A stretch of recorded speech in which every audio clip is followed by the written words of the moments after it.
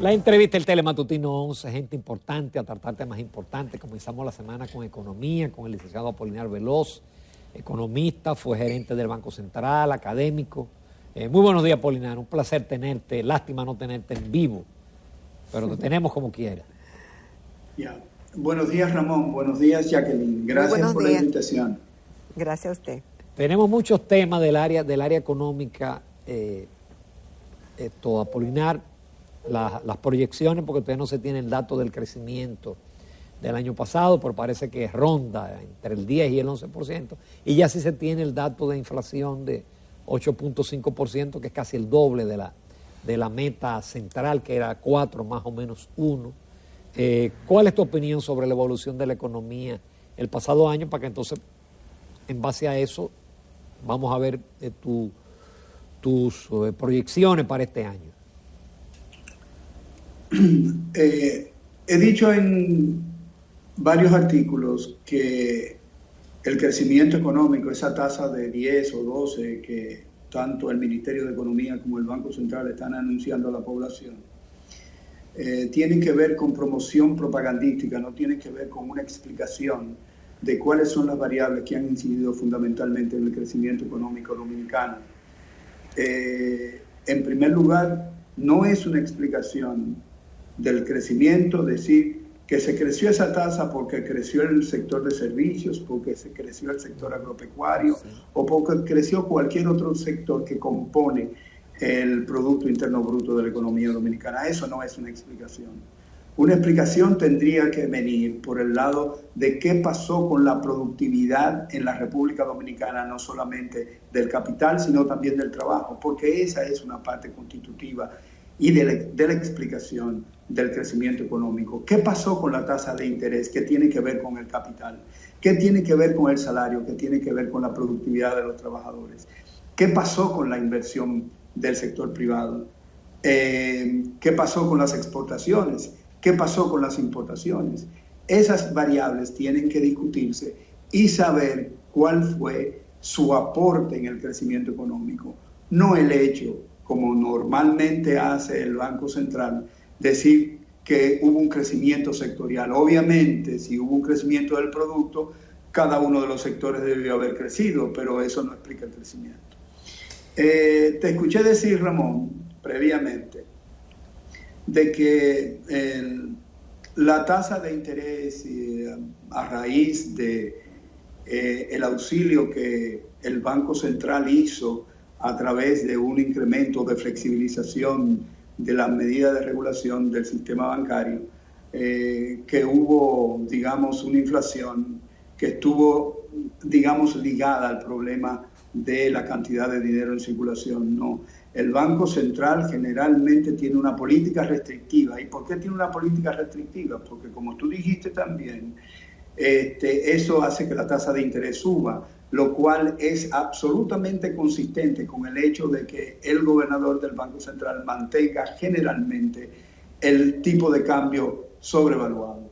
¿Y por qué? Porque entran capitales y esos capitales hacen que haya más dólares en la economía y las reservas internacionales del Banco Central pueden subir.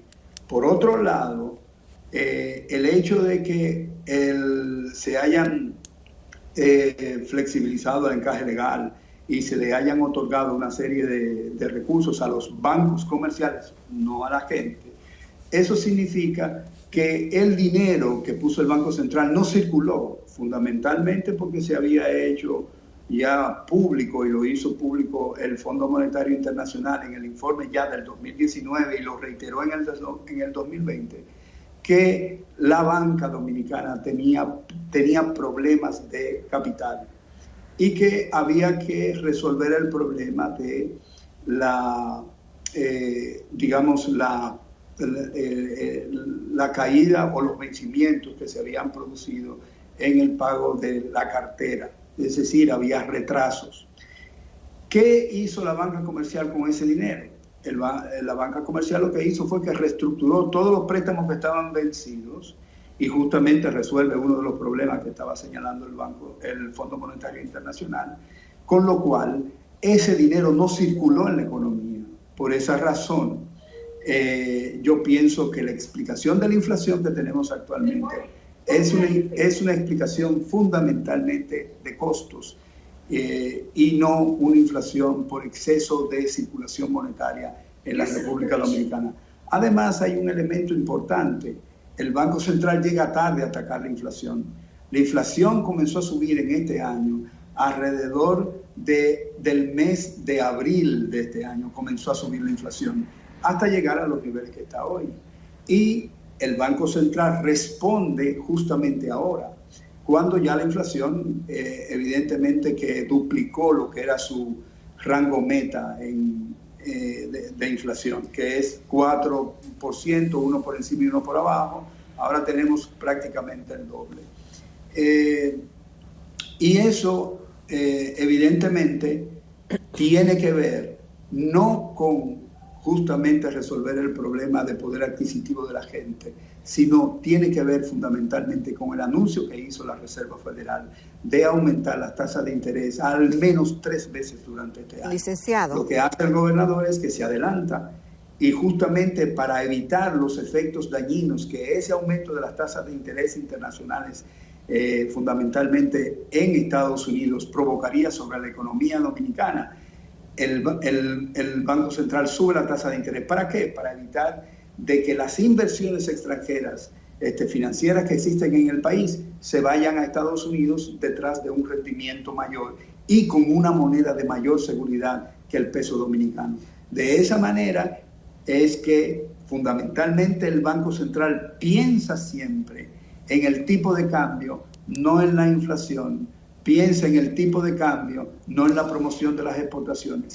Piensa en el tipo de cambio cuando habla de crecimiento económico. Y eso evidentemente que limita mucho los resultados de la política monetaria y cambiaria del banco. Licenciado, pero pareciera hasta este momento que la política implementada por el Banco Central ha sido exitosa y que nadie pone en duda de que hubo un crecimiento y que las variables sectorial que han mostrado para sustentar ese crecimiento, los sectores están ahí, turismo, zona franca, construcción, etcétera. Y eso ha sido refrendado no solamente en el país, por el Banco Central y los ministerios correspondientes a dar la información, sino también por organismos internacionales que han refrendado y han dicho que sí, y han avalado el crecimiento que ha tenido la República Dominicana. Entonces... Jacqueline, el Banco Mundial y el Fondo Monetario Internacional refrendan estadísticas. Sencillamente son receptores de la estadística que producen los gobiernos y sencillamente las publican, no refrendan. Para que un organismo internacional, dígase el Fondo Monetario, refrende las estadísticas del Banco Central de las cuentas nacionales, debe solicitar al fondo que el Departamento de Estadística venga al país y examine las cuentas nacionales. Okay. Y entonces sí el Fondo Monetario le da su certificado. Exacto, pero nadie ha puesto en duda hasta ahora que ha habido un crecimiento. No, crecimiento ha habido. De la magnitud que señala el Banco Central, no. ¿Por qué te digo esto? Porque ellos exacto, comparan. ¿Cómo usted lo ha medido para decir que no es como dice el Banco Central? ¿O en qué usted eso ya lo he escrito, el Banco Central ha respondido y yo le he respondido al Banco Central y te voy a responder a ti. Fíjate, en el año del 2020, la economía dominicana, como todo el mundo sabe, se contrajo en 6.7%, ¿cierto? Y el Banco Central lo que hace es comparar el año del 2021 con el año del 2020, que cayó en 6.7, que fue un año irregular. Entonces, en ese sentido, el Banco Central, cuando calcula el crecimiento para el 2021, le da esa tasa de crecimiento tan alta. Si el Banco Central hubiese comparado, y que sí lo hace, lo único que no se publica, no se le da propaganda, lo hubiese comparado con un año normal, como fue el año del 2019, la tasa de crecimiento del 3.5%. Y el Banco Central la calcula, su Departamento de Cuentas Nacionales lo calcula y está en 3.5%, de la misma manera como yo publiqué el artículo el año pasado. De tal suerte, Jacqueline, que sí es cierto creció, pero no en 10 ni en 12, porque hay elementos que son muy importantes que tienen que ser digamos, beneficios para la gente. La pobreza subió, a pesar de que existen una serie de programas para ayudar a los pobres. ¿Está bien? O sea, las transferencias condicionadas, que se usaron prolíficamente durante la pandemia para resolver el problema de poder adquisitivo de la gente. No hicieron como hizo Francia, por ejemplo. Francia lo que hizo fue darle el dinero a las empresas para que mantuvieran sus empleados, porque cuando comenzara la reactivación económica ellos no tenían que hacer ningún tipo de entrenamiento y recibir y tener sus empleados disponibles, porque hay que recordar que no importa que un trabajador tenga una licenciatura, que tenga un certificado técnico, lo más importante para un trabajador es tener el entrenamiento de la firma que lo contrata. Y de esa forma no se perdía tiempo entrenando. Por esa razón, los resultados de Francia son mucho mejores que los de los Estados Unidos desde el punto de vista de la reactivación económica y más duraderos. Aquí, ¿qué ha ocurrido? Aquí se le dio dinero a la gente. Y uno dice que sí, es bueno que se le dé dinero a la gente, pero habría que ver que el mecanismo que se utilizó para darle dinero a la gente es el mismo mecanismo de cooptación política que normalmente han tenido todos los gobiernos, desde Trujillo hasta la fecha, para, digamos, mantener unos seguidores que están pendientes a la dádiva gubernamental, pero eso realmente ayudó poco. Y fíjate que en el periodo, por ejemplo, en el primer trimestre del año y en el segundo trimestre del año, el Banco Central reportó que el consumo, que es el 80% del producto, había caído en 2.3%. Lo mismo pasó en el primer periodo de enero-marzo, y después de abril-junio pasó exactamente lo mismo. Y a pesar de la caída de la variable más importante del producto, que es el consumo, el producto creció. Y yo no entiendo cómo es posible que la gente produzca más cuando la demanda está cayendo.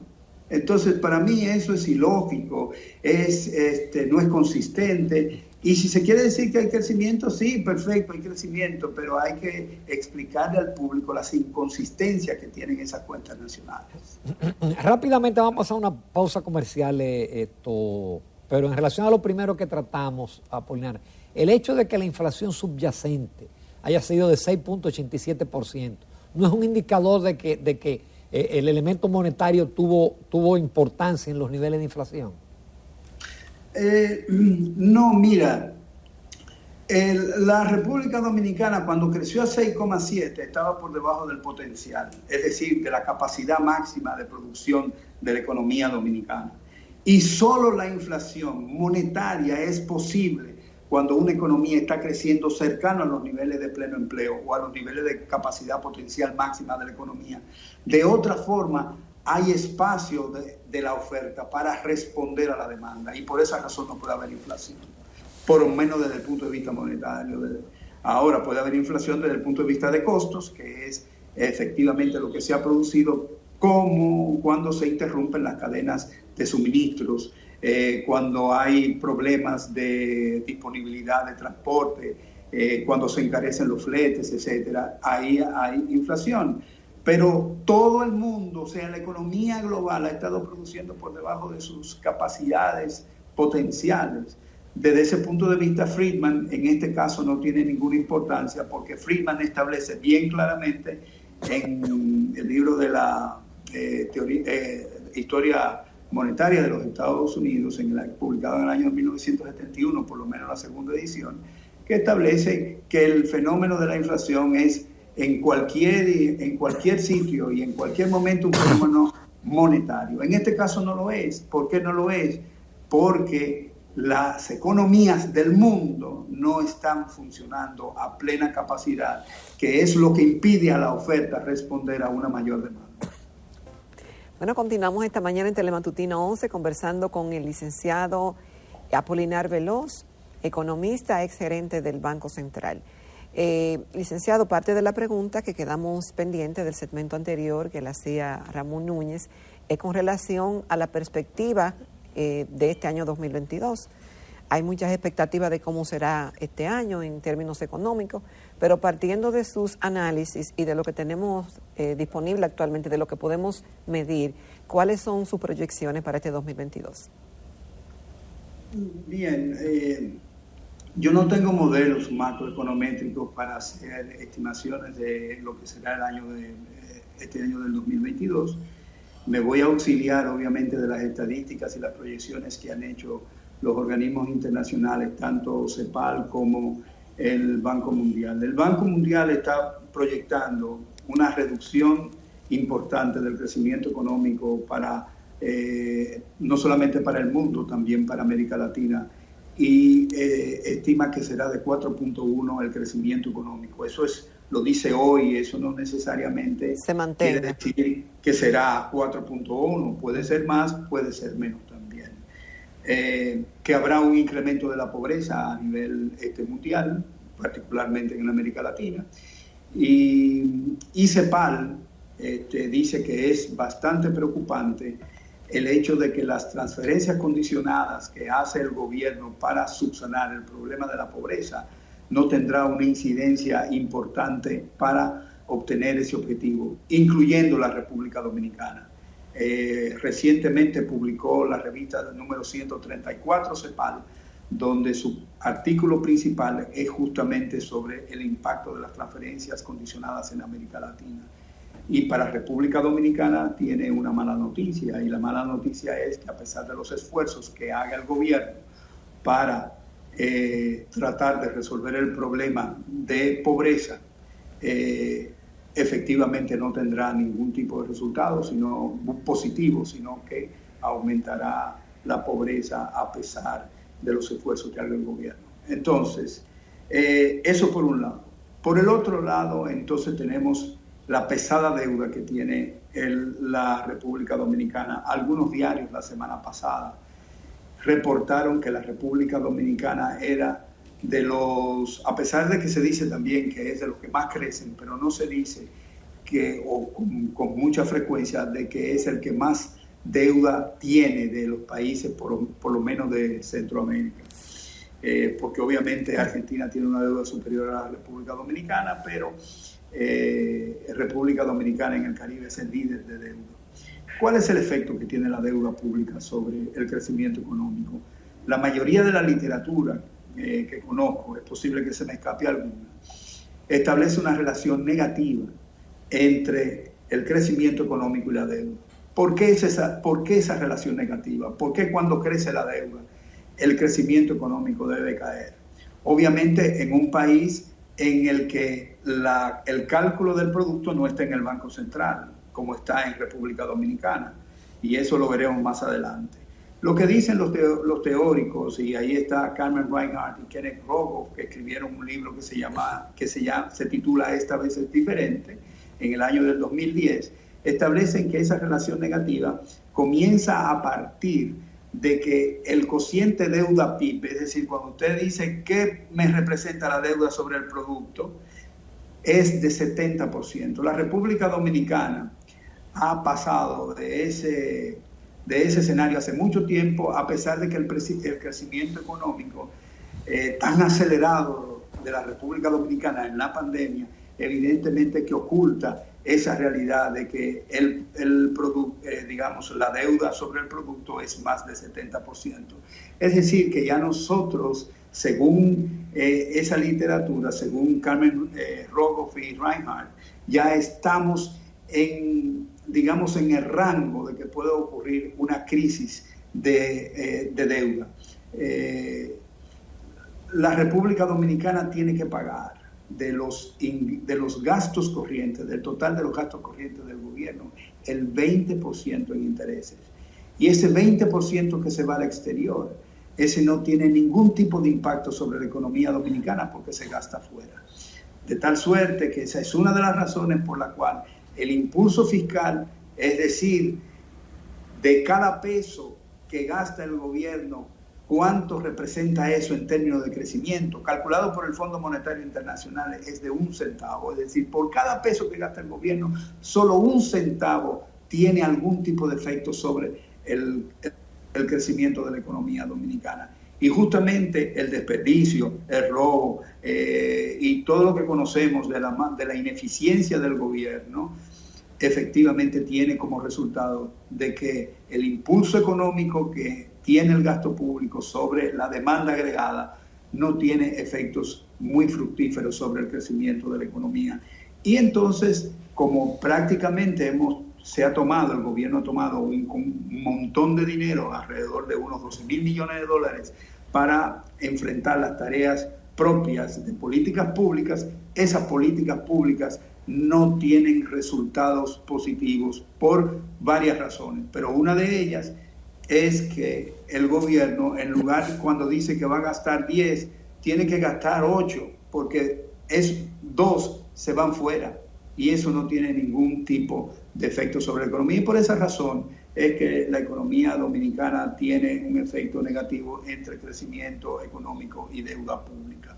Apolián, ¿tú piensas entonces que no ha mejorado la calidad del gasto? No, para nada. Todo eso es propaganda. Lamentablemente, el profesor Rijo lo que está haciendo es lo que criticaba en la oposición.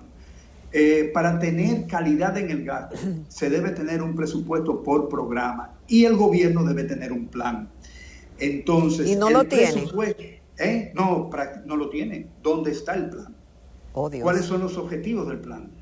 ¿No? Porque si tuviera un plan, dijera, yo voy a reducir en 3% los niveles de pobreza y eso me cuesta tanto y voy a poner el dinero en tales sectores económicos, y eso no está. Y el presupuesto anual es un presupuesto, es un listado de gastos. Ahí no hay metas, ahí no hay objetivos, ahí no hay indicadores, ahí no hay nada de eso. De tal manera que no es posible medir que alcancé una meta con el menor costo porque no tengo los instrumentos para medirlos en el presupuesto público. Por esa razón, es pamplinas que le digan a la gente que tienen ahorros y que están teniendo un presupuesto que tiene calidad en el gasto. Eso no es cierto, absolutamente incierto. Lamentablemente lo que hay es propaganda y aquí hay medios que repiten cualquier cosa que diga cualquier ministro, ¿no?